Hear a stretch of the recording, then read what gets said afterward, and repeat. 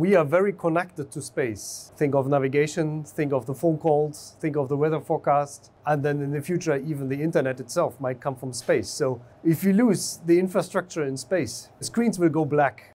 Today, we have more than 30,000 objects larger than a soccer ball, 1 million of objects larger than a marble, and each of these marbles can kill a satellite.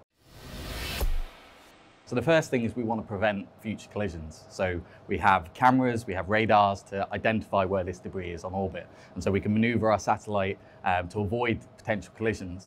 We only can have a catalogue of these large objects. So there's quite a lot of objects that we don't know where they are, and then they're the ones that could cause significant damage and risk. The next is we have mitigation strategies. So we've developed guidelines and approaches to try and mitigate and try and stop future collisions happening by stopping debris being deployed during when the satellite's launched, and we remove satellites at end of life. And then there's also approaches to remediate debris, so actively go and capture debris and remove it, and so pull it back down to Earth.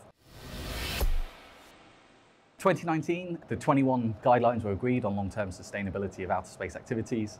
And from that point, we've been discussing possible new guidelines and challenges, capacity building, and then also implementation. So we can share those practices and understand what good looks like in terms of implementing safe space operations through national regulation, and then also focusing on capacity building.